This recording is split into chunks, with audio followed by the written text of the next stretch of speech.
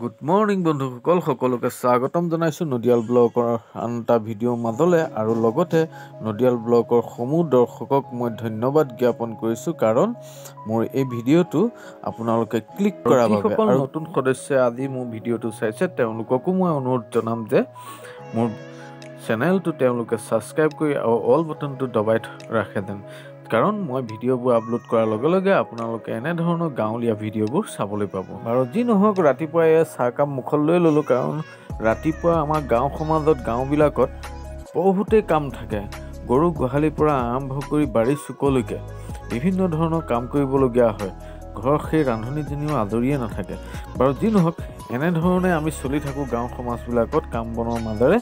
এয়া চাওক, ইফালে আমাৰ মানুহগৰাকীয়ে আকৌ আজি তিলৰ চাটনি অকণ খুৱাম বুলি তিলৰ চাটনি অকণো আৰম্ভ কৰিছে।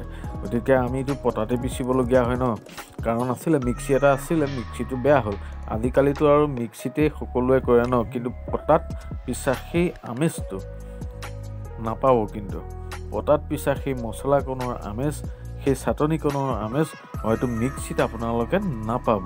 বাৰু যি নহওক, এতিয়াতো আধুনিক যুগ যেতিয়া এনেধৰণে চলি আহিছে আৰু এনেধৰণে চলিব। আচলতে মোৰ পতাত পিছা কাৰণটো হৈছে মোৰ মিক্সিটোৱেই বেয়া হৈ গ'ল।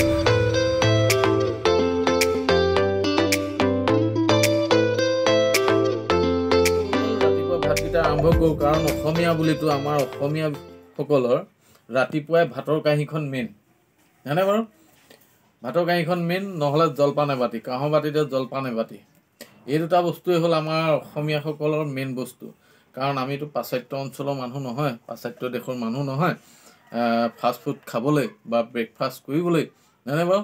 ৰুটি পুৰি কিবা কিনি খাই বা বাৰ্গাৰ চাৰ্গাৰ খাই, পিজ্জা চিজ্জা খাই ৰাতিপুৱাটো আৰম্ভ কৰিবলৈ, বা দুখিলা বিস্কুট খাই আৰম্ভ কৰিবলৈতো আমি পশ্চিমীয়া নহয় ন। কাৰণ আমি ভাত এথালি খাব লাগিব আৰু ডবল কোৰ মাৰিবই লাগিব। গতিকে ৰাতিপুৱা ভাতকেইটা আৰম্ভ কৰি দিছোঁ। ভালদৰে এক থালি খাই লওঁ, খাই লৈ পেলাই কামটো দেখিলেই, কামখিনি পৰি আছে সেইখিনি কৰিব লাগিব। আজি কিয় মই ঘৰতে আছোঁ। আৰু কিন্তু ইয়াতে জনা আচলতে আজি ভাতৰ কাঁহীত মোক কি কি আছে, আজি ৰাতিপুৱাৰ খাদ্যত আমাৰ কি কি আছে, মই আমাৰ কেমেৰামেন পলিক কম দেখুৱাই দিবলৈ। একদম চবতকৈ ভাল লগা, সকলোৰে নহ'লেও প্ৰায় 80% লোকৰ লোভনীয় বস্তু এবিধ আছে দেই মোৰ লগত আজি। বাৰু দেখুৱাম, মই একেবাৰে লাষ্টত দেখুৱাই দিম। এইফালে এয়া মোৰ মগু দালি, বইল মগু দালি, লগত দিয়া আছে জাতিলাও। আৰু এইফালে আছে মেইন বস্তুটো, এইটো হৈ গৈছে তিলৰ চাটনি। আৰু এইফালে কি, তেতেলী। জিভাত লোভৰ পানী আহি গৈছে চাগে ন। এইফালে কলমৌ ভাজি, আৰু এইফালে অকণমান এইকণ দেখিছেনে, এইকণ গাজ টেঙা, এইকণ গাজ টেঙা চাটনি মানে আচাৰ।